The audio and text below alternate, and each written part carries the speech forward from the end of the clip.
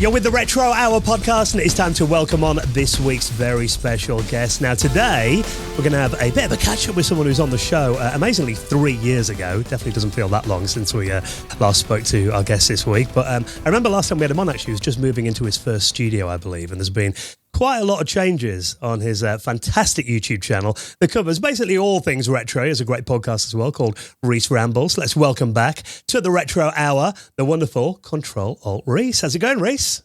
Very well, thanks. Yeah, you've. I can't believe it's been so long since the last time I was on. I remember it like it was yesterday. But yeah, like you say, I've been in my old studio for a few years, and I've literally spent the past couple of weeks moving into this new studio. So you've got yourselves a bit of an exclusive here. The first interview at the new studio. It looks amazing from what we can see now. Obviously, we started putting our interviews on YouTube as well, so people can check out this little preview of what we see. So tell us about your new space sensor. How have you kind of got to this stage then? Yeah, well, I've moved. So I was based over Leicester way, and I've kind of come more over Leamington Spa kind of way. So it's 30 miles down the road. And there was, it's not a very interesting story, but a guy that I do a load of work for in my day job basically had some spare offices. And I've gone from one office to 3, possibly 4. So I've got like a corner of the building here to myself. You will see it. There will be a behind-the-scenes studio tour at some point on my channel. But at the minute, this is literally the tidy bit that you can see on camera. And the rest of it is just a huge mountain of stuff. So I've got my work cut out for me here. And you've not gone down the kind of full-time YouTuber route then? So you're doing alternative other work as well? Yeah, I'm still doing bits of software development and kind of doing maybe 2 days a week of YouTube stuff. To be honest, now I've got this space, I'm very tempted to turn it into a computer museum as well. I know that's like the natural instinct of the retro YouTuber, so you never know. That might also end up being a thing. Is it quite big then? Yeah, it is. Yeah, it's got like he bought the building for the warehouse space. So there's this huge warehouse at the back, and then there's like these abandoned offices at the front that I've kind of been transforming, painting and changing the carpet tiles and stuff. And there's like a reception area, and it's all very grand. But yeah, it was kind of surplus to requirements. So I'm slowly taking over.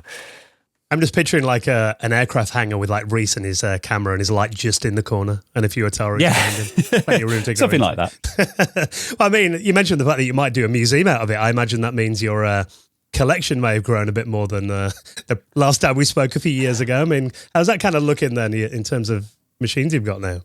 I honestly don't know how it will fit into the old studio, to be honest. It's taken me multiple van loads over the past like 6 weeks just to bring everything over here, and most of it's just piled up in reception.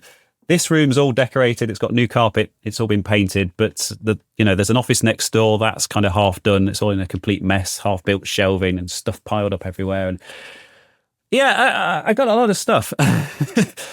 Well, I've noticed as well, like your videos have started to change a bit. Last time we had you on, I remember your big blow up video was actually solar. And you were doing stuff about your solar setup back then, but you started branching out into other areas like Microsoft Windows as well, away from Atari a bit. Yeah, you're right. I think last time you caught me at a really good time last time as well, because I'd literally just had that solar video blow up, which was absolute madness. So I've since taken all the solar stuff down because I was getting so many people subscribing to the channel expecting solar content and then kind of complaining about all the old computer stuff. So yeah, that was kind of wanted to sort of focus on that. But you're right. I kind of started off doing mainly Atari stuff, and now I've kind of moved on. It's followed the progression of my life really, because I kind of started off on Atari and then moved on to PCs kind of in the 90s, and I think the YouTube channel is just kind of following that progression, I guess. But still keeping my keeping my eye in with the Atari stuff. I've done my review of the 2600 plus Pac-Man edition today, so hopefully that should be going out this week. Yeah, that might be an interesting topic to kind of jump into as well. Because I mean, I can see that in front of you on the desk right now. This is the new version of the modern Atari 2600 plus that Atari and Play On have released in a glorious yellow with a great new version of Pac-Man for the 7800 on there as well. I mean, what do you kind of think of what new Atari are doing these days? 'Cause obviously, you go way back in terms of your love for Atari.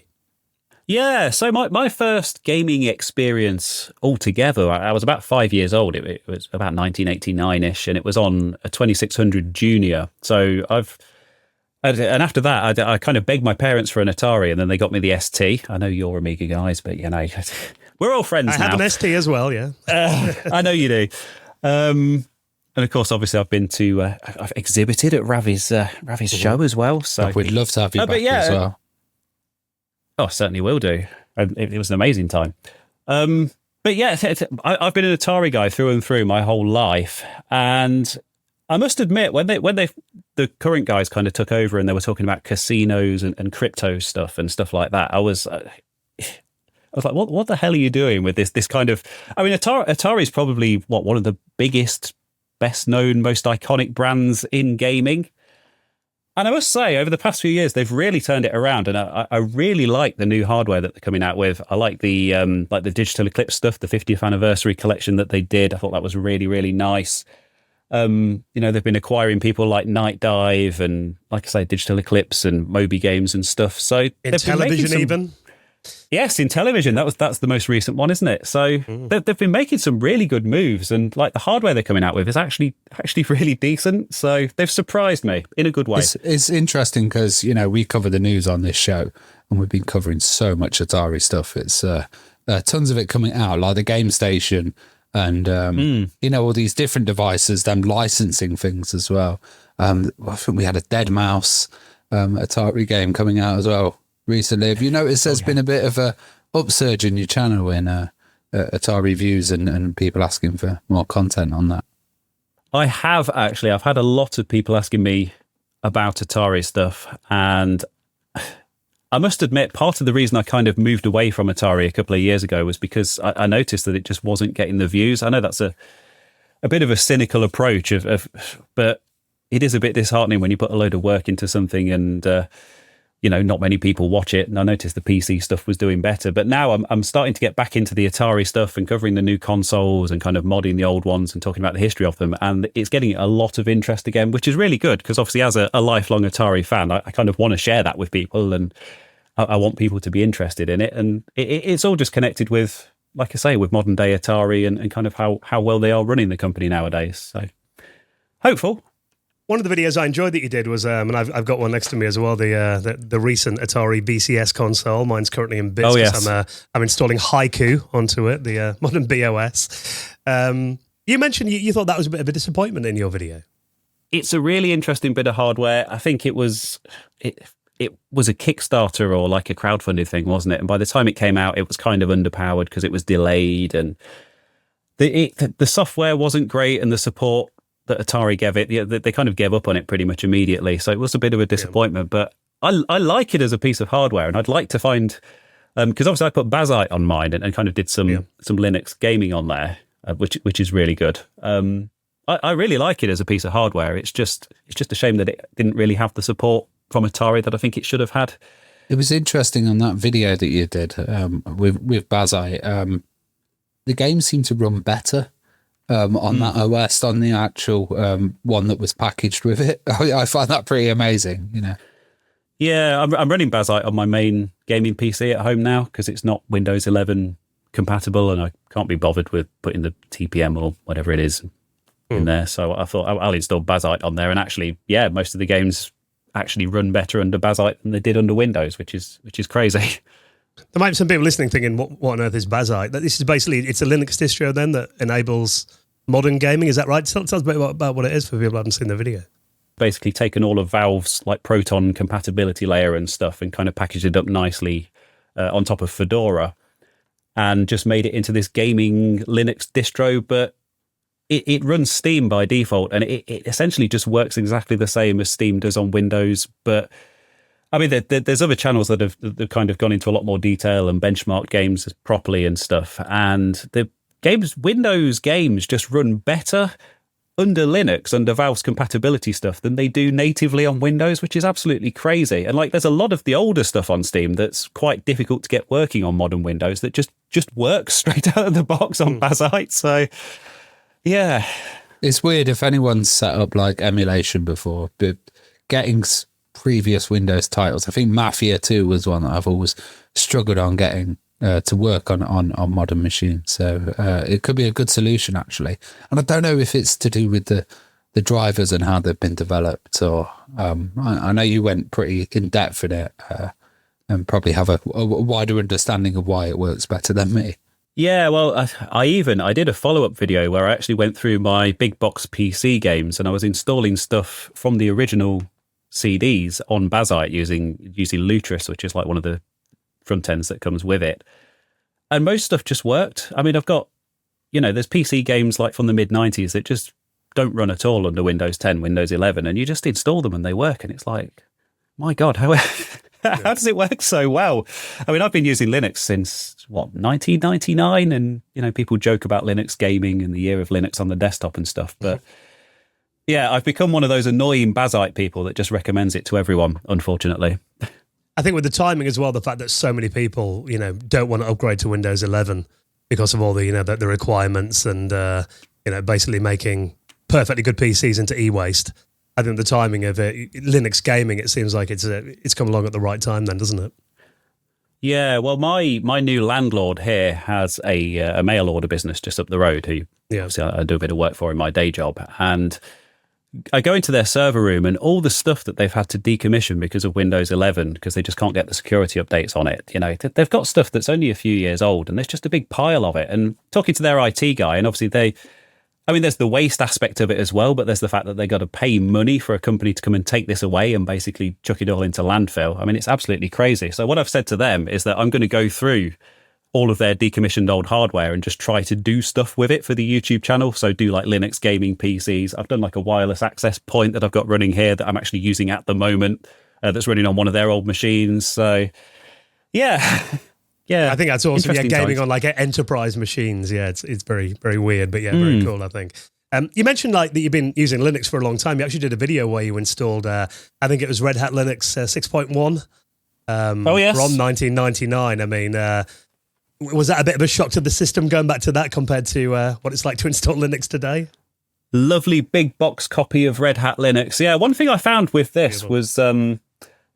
you find a lot of people still say that, my wireless isn't going to work and my sound card isn't going to work and stuff like that. And that's all stuff that's, it was true like 25 years ago, but it's all stuff that's been fixed in modern Linux, obviously. But that was exactly what happened. If you watch that video, I had to go in and manually configure the sound card and the networking and stuff. But yeah, it was all covered in the manual. I managed to work it out. I got it all working. Bit more fiddly than it is nowadays, but it was quite nice. It was very nostalgic for me. Yeah, it's interesting because Linux always seemed like a bit of an amateur thing to me, a bit of a sideline hobby, and then going into stores and seeing Red Hat Linux, commercially sold years ago was pretty amazing to see. And, it being that commercial product and then kind of trusted in the enterprise world as well, I think it really helped push the OS forward. Yeah, I'd agree with that as well. I think that it's really good now for rejuvenating machines that are not supported anymore. For example, I've got an old iMac in my kitchen where, OS 10 hasn't been supported on it for like 10 years. But I've got Linux Mint on there. I can watch Netflix on it, watch YouTube on there as well. So I think, you made a good point there, Reese, about the fact that, these machines that are basically destined for the landfill, having these type of environments to bring them back to use again, I think I imagine people get a lot of use out of your videos where you do that kind of thing as well. They're like, oh, rather than throwing this old machine out, the fact that you can help people actually, use their hardware for longer, that must be quite satisfying. Yeah, one of my most popular recent videos was installing Windows 11 on a 20-year-old Pentium 4, which unfortunately Microsoft have now kind of... they've now kind of mitigated those workarounds and things, unfortunately. So the newer versions of 11 don't have those hacks and those workarounds, which is unfortunate. I mean, it was completely and utterly unusable. Would have been far better off running Linux on that machine, as quite a few people pointed out in the comments, quite rightly. But yeah, it's a shame because it can run it. It's just limitations that they put in place to kind of artificially restrict that, I think. Are you into alternative operating systems much? And you mentioned Haiku there. You played around with that. Obviously Linux as well. Any more that you've looked at, or any that you're interested in, or maybe cover at some point?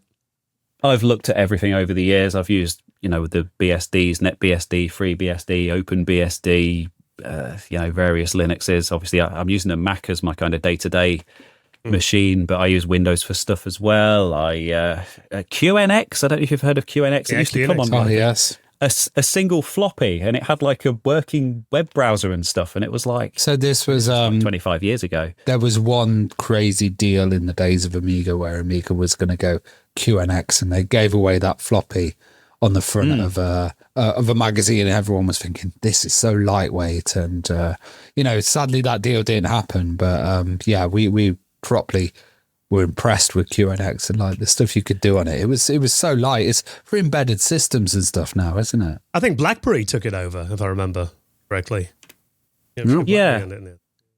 Sounds about right. I've been wanting to do a video about it, just track down that old floppy image and just kind of play with it on a PC, because it's been so long since I've looked at it. But I mean, we were, when I was at school and it was kind of current, I remember us being a sad bunch of nerds and kind of passing the floppy around and saying, oh, you got to check this out. It's like a whole operating system on a floppy disk. But it had a web browser, didn't it? Yeah. It did, yeah. Yeah, it was really impressive. I mean, you mentioned Macs as well. I mean, one of the videos you did recently that I absolutely loved was when you added you basically maxed out the first gen Intel Mac Mini. You even added a GPU to that as well. I mean, where did the motivation for that come from then? And 'cause I mean, that is, especially by today's standards, a very underpowered and mostly unloved bit of Apple hardware. I mean, you can buy those on eBay for like 20 quid now. They're not really something that most people cover.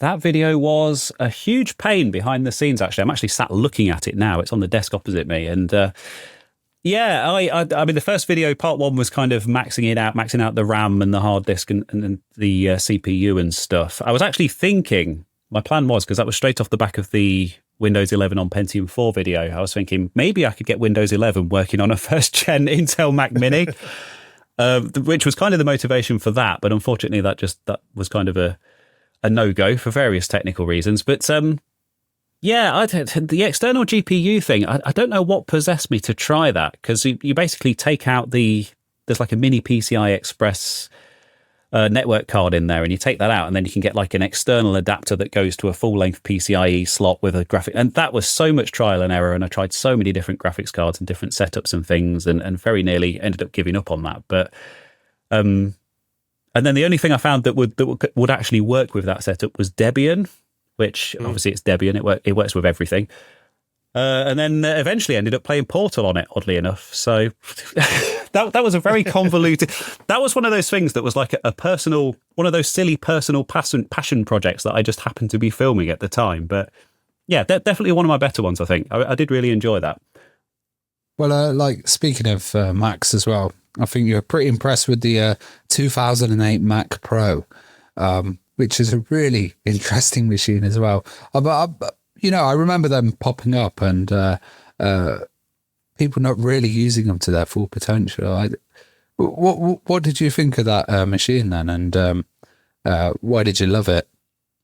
Oh, it's ridiculous. I've always loved the design of those, like that aluminium case with the the holes in the front. I always thought they were really impressive looking machines. Cheese grater. Yeah. The cheese grater. Case. Yeah. That's the one. And that's a good video idea, isn't it? Using a cheese grater Mac as an actual cheese grater. A huge block of cheese. Yeah. It upsets me when people use them as benches. They have two of them and they put a bit of wood between them. So cheese grater might push me over the edge. Well, I was asking, I think it was on my Discord or somewhere, but I was looking for a non-working one, because you can get a kit to convert it to ATX and put like a modern PC motherboard in it, which was actually my original plan. And someone said, oh, I've had one like knocking around in my garage for years now. You can have it for free as long as you pay for the postage, which was a mistake because they weigh about a ton and that ended up costing a fortune. But I thought when it arrived, I just thought, you know what, let's try this out and see if it actually works. And I plugged it all in and pressed the power button and it just booted up. And I thought, well, I've got to do something with this now as is. So did I put Windows 11 on that as well? I think I did actually, and used it to play DOS games with Exodus. I think they were still quite powerful, but that case was used for a long time. So I remember having it for the G5s, and they would get hot and they were very loud as well. Do you have any experience of the PowerPC version of that case? No, the one I've got is a dual Xeon, which is an absolute beast. But even the power consumption and just the fan noise and the heat and stuff that it kicks off. But I think the G5s were water cooled, weren't they? Because they were that. They had dual, and then I think they had like quad. and the quads were like water cooled, but the water cooling would leak at some point, so you have to like repair all the grommets on it, and it's just a nightmare to maintain, really. Yeah, I've got one of the G5s under my table here. It's quite handy this time of year because it does heat the room up. I haven't got a radiator in here. So, yeah, it does have its uses. I mean, Rav, you mentioned the PowerPC era there. I mean, is that anything you've kind of looked at? I mean, so I find that era of Apple really interesting. I mean, have you got any of those machines? Any plans to cover that? I used to have a G3 iMac, one of the original ones, like the bright blue things. I've always been a huge fan of those, and I gave it away. And someone at some point, a year or so ago, did promise one to me, and I think I've got one coming my way. But it is something I would like to get into, and I would like to cover, because there are some, there are still some Linux distributions that support the PowerPC Macs that, you can run a modern web browser and stuff on it. And, again, this whole kind of concept of rescuing stuff from e-waste that's otherwise completely obsolete. I mean, that's the kind of thing that really appeals to me. So, yeah, I definitely would like to kind of explore that era of Apple history, I think. Well, I've got one of the Mac Mini G4s behind me, and I run MorphOS on that, which is basically a PowerPC, modern Amiga-like operating system. Yeah, it's great. I mean, you can watch YouTube on it in a web browser, which it's a paid-for operating system. But yeah, I think, again, these machines that most people would generally, consign to the skip, the fact that there is still people keeping them alive, I think is really cool. So yeah, it's definitely an era that I'm interested in. Yeah, MorphOS is one that I've never really, because obviously I'm not from an Amiga background, so obviously I'm well aware of MorphOS, and I do get people saying, why don't you cover more Amiga stuff? And it's like, it's not really my area of expertise. There's quite a few channels out there doing a very good job of that already, and much as I would like to learn about it and play with it, I've got a million and one other things that I want to check out first. So I'll get round to it at some point, definitely. Well, one machine that you restored was the Migraine machine, which is Atari's 2040 video music. Yes. Can you explain what that system was and kind of how you came about thinking, I'm going to restore this and get it, to its former glory? Yeah, the Atari video music, the first hardware music visualizer. So basically, it was. There's quite a fun story behind it, about like their engineers smoking weed in meetings and stuff like that, and they were basically working on the original 20. Sounds like Atari. yeah. And they were working on the 2600 and basically like the video circuitry for that, and they started hooking up like audio circuitry stuff to it, just seeing what it could do. And they basically came up with this prototype and took it to Sears and were like, oh, look at this thing that we've made. Could we turn this into a product? And Sears actually said yes. And obviously Sears, the big department store in America. And so basically you connect it to your hi-fi and to your TV and you play music through it and it makes patterns appear on screen. But it's very temperamental. It's very glitchy. They're kind of fun. There's not many left that are still working because they were quite fragile as well. But thankfully mine does. And I modded mine with an S-video output and kind of a UK transformer as well. But yeah, it has the kind of prestigious title of being the world's first music visualizer. I think it was 1977 or something like that. Very early, yeah. It's got like. I was just going to say it's got like walnut side panels on it as well. So it's that kind of Atari walnut era. Which, thinking about it, visualizers and stuff like the Virtual Light Machine and Jeff Minter and stuff later on, there's a nice legacy there with Atari and these kind of visual displays. Yeah, Atari, obviously people know them for their games consoles and their computers.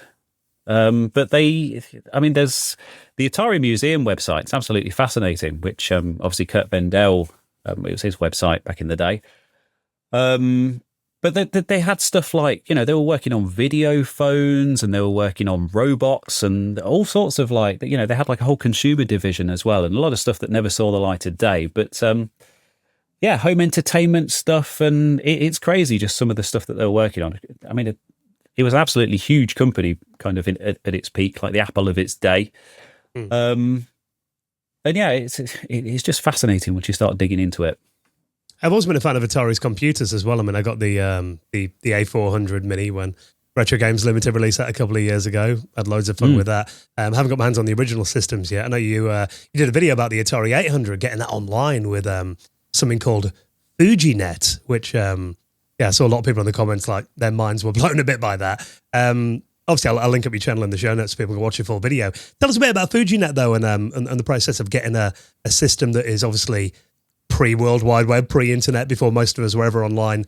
The process of actually getting that online and kind of what you can do with it. Is there much like practical use for it?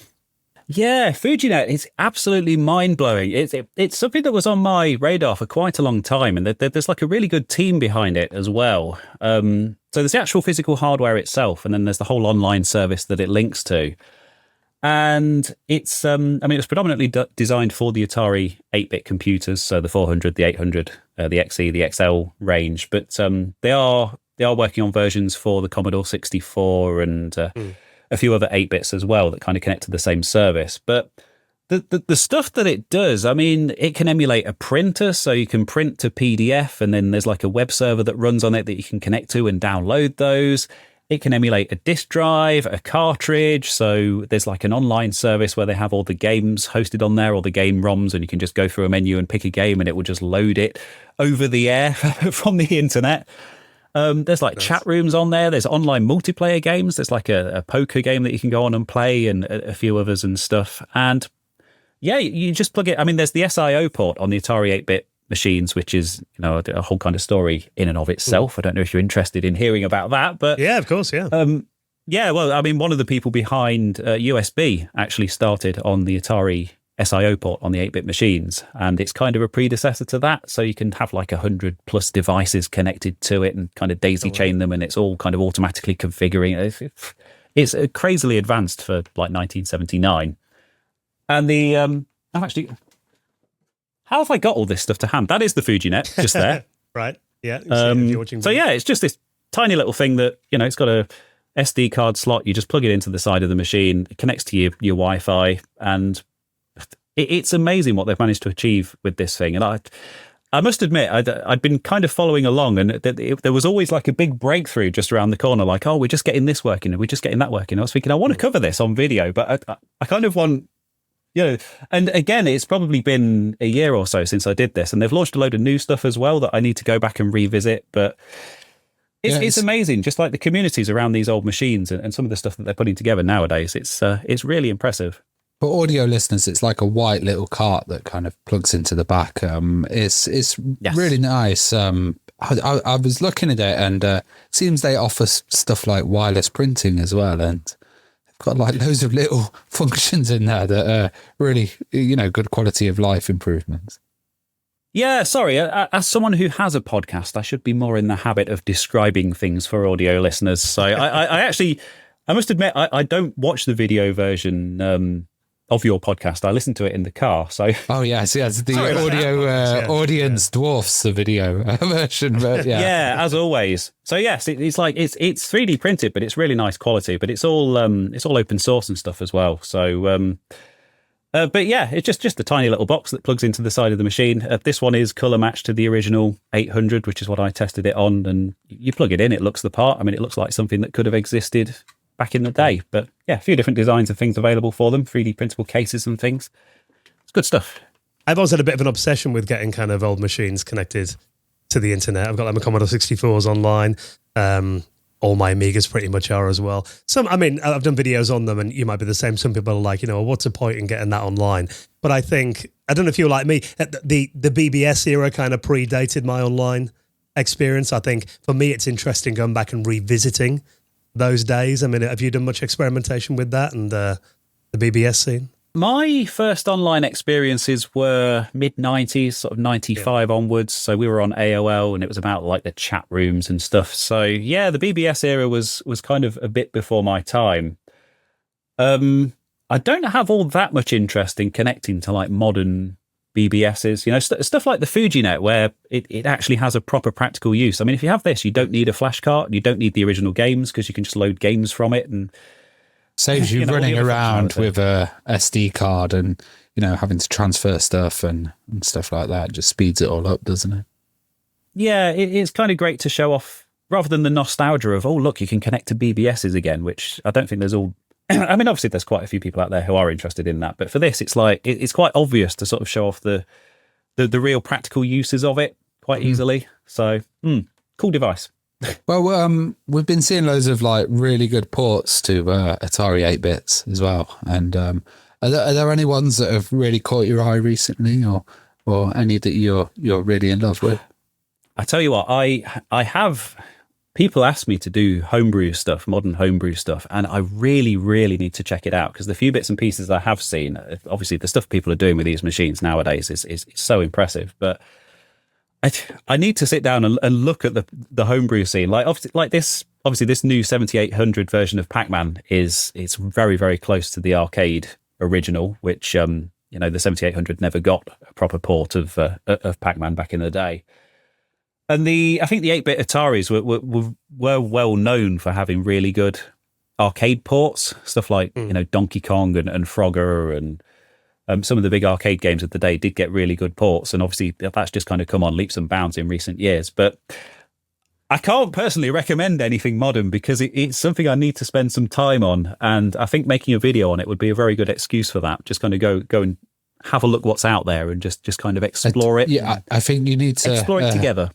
You need to check out Myst for the Atari 2600. Yeah, which is just insane to see. Yeah, and Halo. Someone did Halo's on there. Halo. I was going to say Halo. Yeah, on the 2600. Yeah, that was Ed Freeze, wasn't it? Yeah, he created that. Yeah.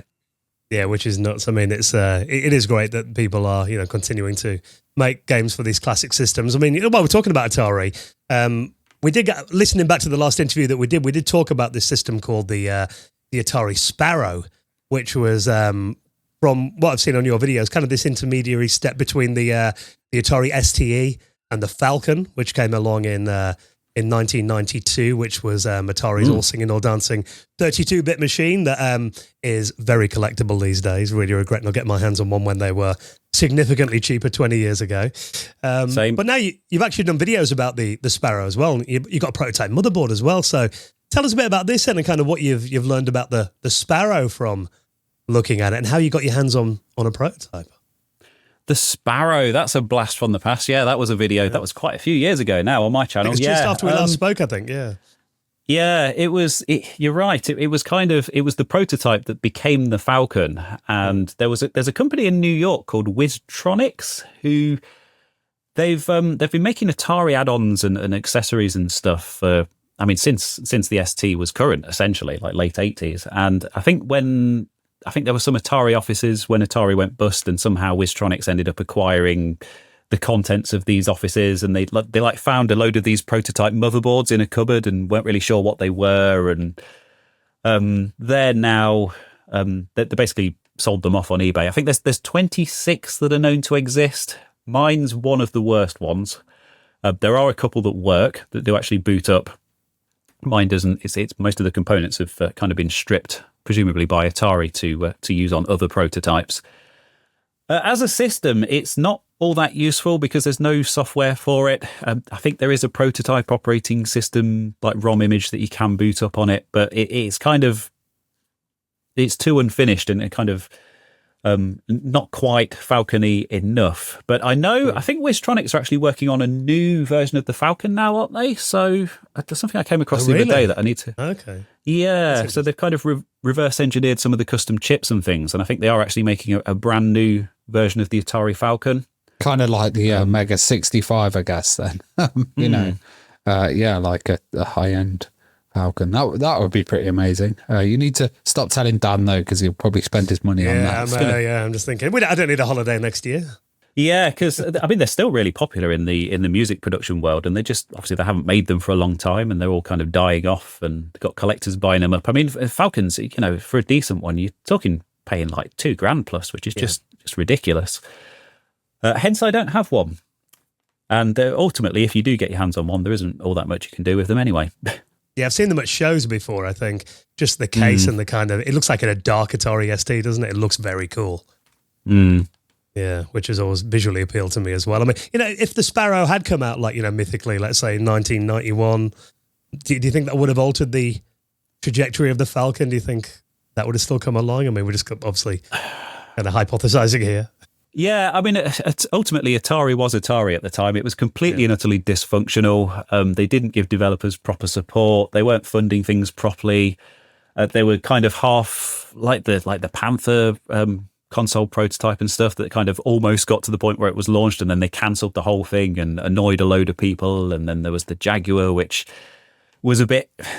I don't want to say it was half-baked, but because I love the Jag. It's one of my favourite. I know you guys are big fans as well. But, you know, it was kind of mishandled, and it had a lot of potential, and it could have done a lot better. And that's just kind of true of everything that Atari was doing in the early 90s. And I think Commodore, obviously, a few years later, Commodore kind of went the same way as well, and they were kind of very dysfunctional. And yeah, it's just...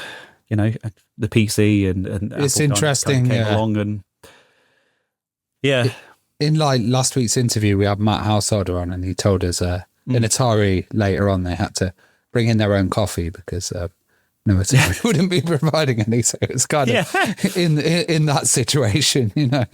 I mean, if we're talking about the Jaguar, I mean, you did a video about the Jag Jam, which is an Atari Jaguar gaming jam. You covered that last year. I mean, do you kind of keep up with the modern Jaguar scene then? I mean, to me, it's just amazing that there is still stuff like the Jag Jam and new software coming out for it all the time. Yes, you've just reminded me, actually. So Boris, who I did the Jag Jam with last year, has emailed me. I think he emailed me yesterday or the day before, because this year's has just finished, and we've actually had some entries for that. So I need to have a look at that. But yeah, I mean, a lot of the homebrew scene, the Jag does have quite a big homebrew scene, to answer that question. But a lot of it is kind of ports of ST stuff, because of course it has the 68,000 CPU in there as well, which is great. You know, it's great to have those games in kind of console form. The trouble is the custom chips in the Jag are just so overly complicated, and kind of getting them to talk to each other. I mean, I've not done any kind of development on there myself, but my understanding of it is that people kind of try to avoid working with the Jag specific hardware because it is just such a pain to work with. That said, there are like Mister cores and things for the Jag now, finally, and also we've got the emulator as well, which came off the back of the Atari 50th anniversary project. So hopefully, with a decent emulator and kind of decent FPGA support, you know, finally we'll start seeing some more advanced stuff on there. I know some of the stuff we had for Jag Jam last year was kind of, you know, experimenting with the 3D hardware, and there were a couple that were quite impressive. But yeah, hopefully there'll be a lot more interest in the Jag, and maybe people will come along and finally start to do it justice. You reminded me then, I've actually got an emulator on my iPhone, that big PMU, however you pronounce it. I still know how to pronounce it. Big always makes me laugh. Or whatever it's called, yeah. But I've actually got that on my iPhone, so the fact that you can run Jaguar games on your iPhone now is like pretty insane. But we were talking earlier about modern Atari and about some of the cool stuff that they've been doing, and that big PMU was developed basically off the back of the Atari 50th anniversary collection that they released a few years ago. And the guy that developed it actually went to Atari and said, look, you know, I'd quite like to release this as a separate project and release it for free and stuff. And Atari actually said yes, which for a big company like Atari, you know, they didn't need to do that, but it's been such a good thing for the community. So I guess it goes to show. It's interesting that you mentioned, you know, people weren't using the full power of the Jag. With obviously going to that 6800, you know, kind of development was kind of easier to do than use the full 64-bit architecture. What games do you think were the kind of best on the Jag, you know, used it to its maximum capacity? Yeah, the joke is that there's only like 2 or 3 good games on the Jag, aren't there? So there's Tempest 2000, which is the one everyone talks about. Alien versus Predator, of course. The 2 games that are worth owning a Jag for. But there's some other kind of weirder stuff like Attack of the Mutant Penguins and stuff like that I think are actually pretty decent games. There's what's the motorbike racing game, Super Burnout. That's really impressive. Although I think great it's only sprite got scaling on that, isn't it? Yeah, right. Yeah. Doom was pretty good as well. Doom, of course, one of the best console versions of Doom. I think the only thing that's missing from that is the music, although there is a homebrew version now that has added that back in. We had 3D.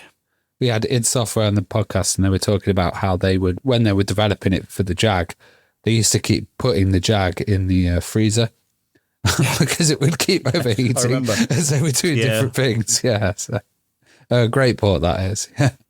And it supports there's the Jag Link, like the network hardware that they released for the Jag, and it supports that as well, so you can actually network them together and have like network games, which was it one of the first consoles to do that? I don't know. Must have been, yeah. That would be great, wouldn't it? A video game show like a Jag Link LAN, for everyone to play on. That would be really cool. Very expensive, but cool. I was going to say, how many Jags have you got, Reese? Have you got more than one? That's the thing. I've only got the one, but yeah, it's a case of finding enough Jaguar owners who also have the Jag Link, and them all kind of coming together in one place. I did see a Jag Link in a place called, it used to be in Lincoln, Gotham Games. It closed down a couple of years ago. They had one for like £20 about 7-8 years ago, and I kicked myself in the head and pick it up. Yeah, because I thought, I've only got one really Jaguar, I'm not going to use it, but yeah. So I thought we could have done it at Ravi's Kickstart next year. If anyone's got a spare Jag Link. So I'm thinking, or if there's a like modern version of the Jag Link, that would be amazing to do. Yeah, I think there is actually. Yeah, need to look at that. Well, you also cover handhelds on your channel as well. You did a great video about handhelds that you hate, some of the most horrible ones as well. But I think, it's interesting as well to hear which ones you loved. I mean, are there any handhelds that you're a big fan of, any that you think are a bit underrated? Oh, the Lynx. Of course, I'm going to say the Lynx, and then you guys are going to say, "Oh, well, of course it was good. It was Amiga guys that worked on it." Yeah, so, yeah. But yeah, the first kind of color handheld, the graphics hardware in the Lynx was just crazy for a handheld with the sprite scaling and rotation and stuff all kind of done in hardware. And I mean, Jeff Minter speaks very highly of the Lynx, how ahead of its time it was. So. Yeah, if anyone ever asks me that question, it's always the Lynx immediately. I'm a big fan of the original Game Boy, have been since I had one as a kid. I think that's a great console. In fact, I've been playing that this week. But you had a Lynx when you were a kid. Did you have one back then? I didn't know. I always wanted one. I remember seeing them for sale, and I wanted one more than anything else, but I never actually got one. And they're ridiculously expensive nowadays, but some good mods available for them. Obviously, you can replace the screen with like a modern LCD screen or OLED or whatever it is, and you get internal rechargeable batteries and stuff for them. So that's something I need to cover at some point on my channel. This is a bit of a recurring theme, actually. Lots of ideas. Yeah, I remember seeing the Lynx in Dixon's when I was a kid, and the guy giving a demo to someone. And I think it might have been California Games. He was showing off on it. And I remember thinking then, like, why on earth would anyone ever buy a Game Boy and have that monochrome screen when you could have a Lynx? But it always baffled me. I mean, I imagine the 40-minute battery life probably didn't help back then, and the cost of batteries and everything. But yeah, I always thought it was a great system. Yeah, well, I took the Lynx to Kickstart, of course, and it was one of the most popular things there. I don't think I don't think it got put down for more than about 5 minutes. Everyone who walked past picked it up and had a play with it. So even though my original screen is falling apart and has a load of dead pixels and stuff, but yeah, a lot of very positive comments and feedback from people who were like, "Oh, I remember these, but I've never actually played on one." And yeah, shame that one wasn't more of a success, really. Interestingly, a kind of different direction you took on the channel. We were talking about, you covering operating systems and stuff. It was Windows 95's 30th birthday. And, you were covering a lot of prototype builds and stuff. And that was interesting because it's stuff that I've not really seen before. Were you massively impacted by Windows 95 when it came? I remember we were quite early adopters of Windows 95 at home because of my dad's business, and I don't think the copy that we had installed on our PC was entirely legitimate, I will say, but I was there with the guy that actually installed it on our PC at the time, and I remember being very interested. And we were on the internet quite early, sort of in '95, and but yeah, that Windows 95 prototype video, that's one of my favorite videos that I've done. Just downloading all of those different prototype builds of Windows 95, and I've got a compact flash interface in my 486, so it was like I just made compact flashcards of every build of Windows 95, and I just remember going through all of them in order and just making notes, thinking, right, this is interesting, I need to talk about this, and then kind of it all coming together and showing it all off on video. And it's great that you can see how it started off as essentially Windows 3.1 and slowly transformed into Windows 95. But it's great that you got all of those different snapshots of the kind of the development process. Of course, a lot of them were leaked; they weren't official releases. But yeah, I mean, Windows 95, it was quite a big milestone in our household, I think. And it's one that I always remember really fondly. And whenever you install Windows 95 on anything on YouTube, you'll always get a load of comments from people saying, oh, it's completely pointless. You need 98 SE. You know, it's much more stable. It's got better hardware support. But it's like, it's 95. It is the OG, you know. I remember coming back from school holidays in my final year of school, and they'd upgraded all the PCs in the library then to Windows 95. And it just felt like they were new computers. Probably helped that they hooked them all up to the internet that summer as well. But yeah, I mean, I think it did a lot, didn't it, for the PC industry? It really kind of made PCs more accessible, I guess, you know, because you didn't really, there's not really much of an excuse going to DOS then when Windows 95 came along. No, it felt like the future. Even though as an Amiga owner, obviously we were doing that like 5 years before, but you know, I'll give Microsoft their credit. I bet you were like putting start menu add-ons onto your workbench. Oh, of course I was, yeah. Well, that was interesting in Reese's video, kind of seeing the development of the start menu, which, 30 years later, I know Microsoft tried to kill it in Windows 8, but there is a lot in Windows 95 that still forms a core of how we use Windows today, doesn't it? So it was interesting seeing all that development in your video, I thought. I mean, was there anything that stood out to you from checking out those betas? One of the things that I thought was quite interesting was that for quite a while they put it at the top of the screen, and they were obviously thinking, we're going to put it at the top by default. And I do wonder about that. Like, you know, I mean, obviously, like some of the Linux desktop environments, like XFCE and stuff, have it at the top by default, and I think it works really well. And it does make me wonder, you know, what if they'd gone with that with Windows 95, and then like all the subsequent version of Windows had the start menu at the top? It's just a weird thing, isn't it? It's kind of a weird thing to think about, and ultimately, I guess it doesn't really make much difference at all whether it's at the top or the bottom. I mean, it still works the same. But I've never done that. Yeah, that's one thing that stood out. Yeah, now you've kind of mentioned that would be super cool. So I might. Put mine at the top. See if I can do that now. Try it at the top. Try it at the top for a bit. See how you get on.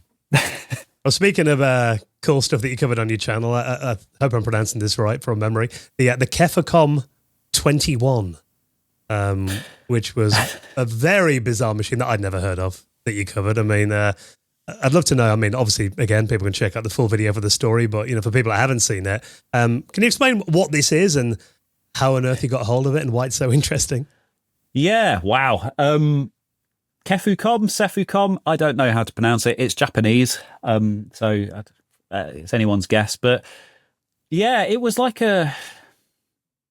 it's an English language teaching computer for Japanese schools, and it's obviously the graphics capabilities of it were very kind of primitive at the time. So to try and make it a bit more interesting for students, they came up with like this paper cartridge system that worked like it had like a continuous reel of paper with like the pictures drawn on, and like for the lessons, I guess, examples of people like having conversations in the street and very kind of basic English stuff.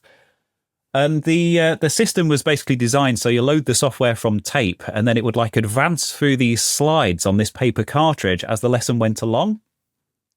And it did all sorts of other interesting stuff as well. Like you could record yourself speaking English onto cassette, and then obviously send it off to a teacher for them to kind of grade it or whatever.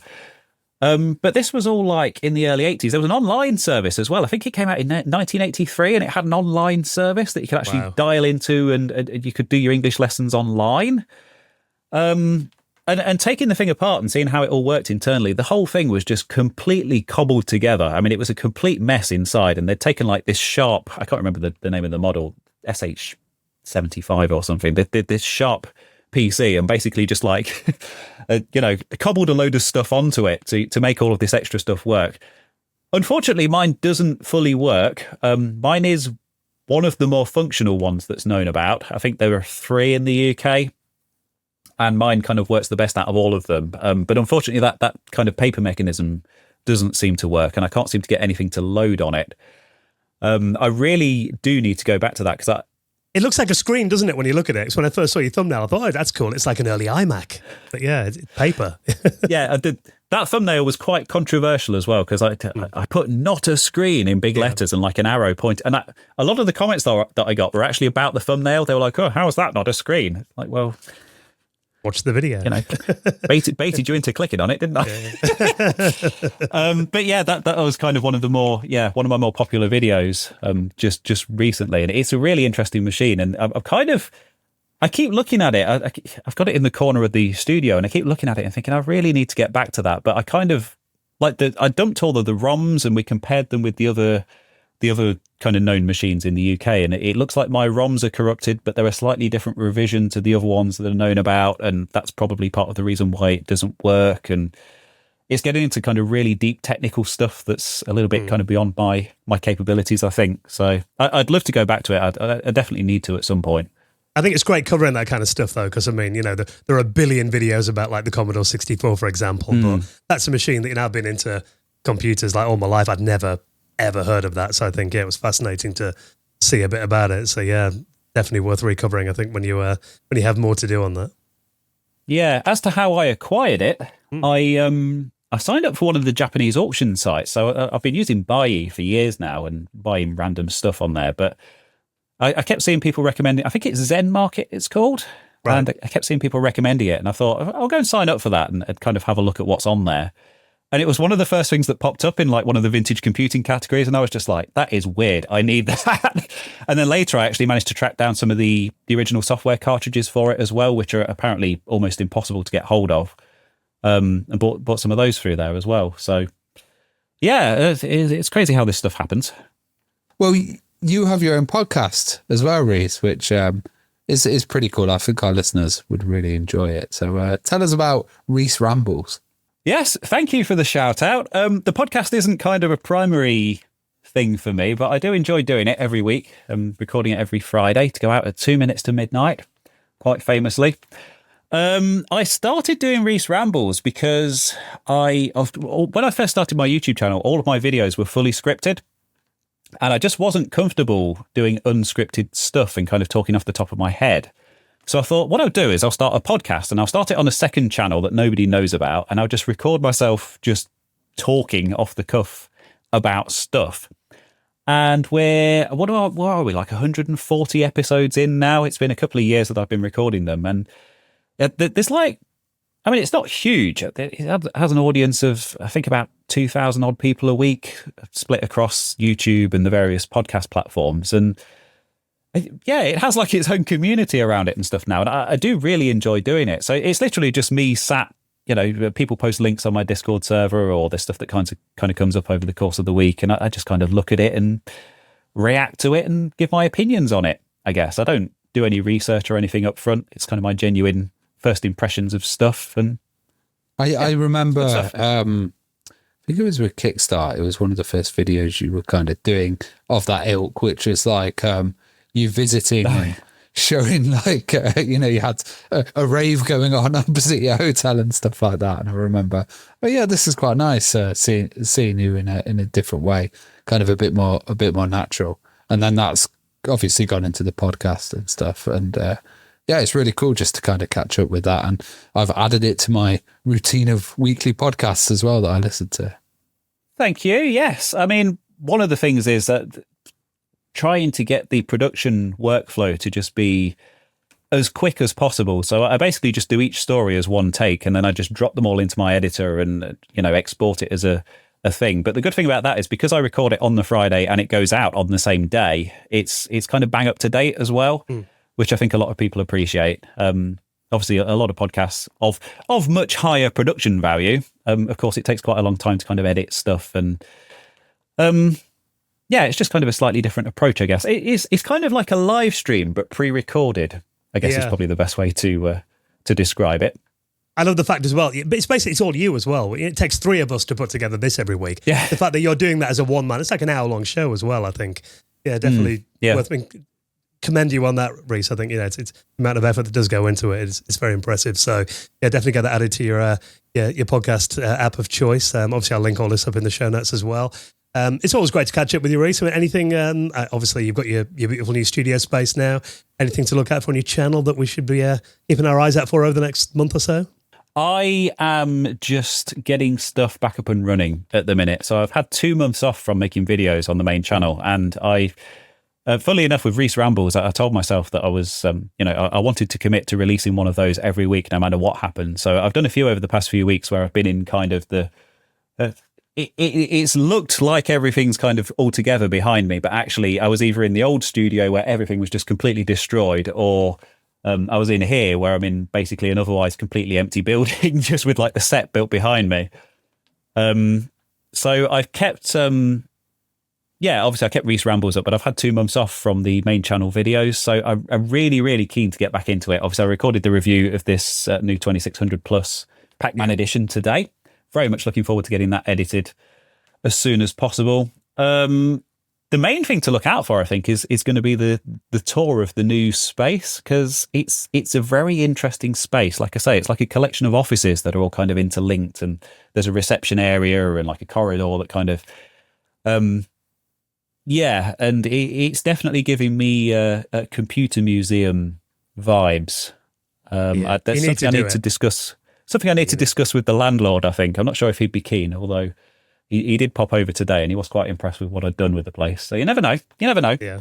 But yeah, other than that, I just need to, just kind of grab anything that interests. Oh, there's I did part 1 of a PC repair series. So our old family PC from like year 2000. Was that was it a time machine, time computers, or was it e-machines? No, I did do the tiny one. No, this was our family PC, which I built. Yeah, which I did part 1 of, and then I destroyed the studio. And I've got it here, ready to be finished. I'm partway through recapping it, and I kind of had to move it all over, part done, and I need to get back on that. But I thought I'd do a couple of easy ones first, just to get the ball rolling, and then I'll look at that one again. So yeah, that's also coming up, hopefully in the next few weeks. Lots of stuff going on. Yeah, sounds like you're keeping busy, Rees. On your channel, as always. Going from strength to strength, I think having that new space as well, it's going to give you a lot more space, not only for hardware as well, but a lot more potential. And fingers crossed you'll be able to get that open to the public at some point as well. So obviously we'll link everything up, your podcast, your channel as well, in the show notes. Everybody needs to go check it out. Loving your work. Always great to talk to you as well. So thanks again for coming on and being our guest this week. Yeah, no, it's been great catching up. Obviously, I'm a big fan of what you guys do, and I can't believe it's been so long since I was last on. Yeah. Like I say, it's one of my fondest memories, I guess. And it's quite sad to say, but obviously I do get asked to go on podcasts and things. I just remember chatting to you guys, and when you messaged me a couple of weeks ago asking if I could come on again, I was thinking, yes, it would be great to catch up again. So yeah, especially with everything I've got going on. So thank you. I really appreciate it.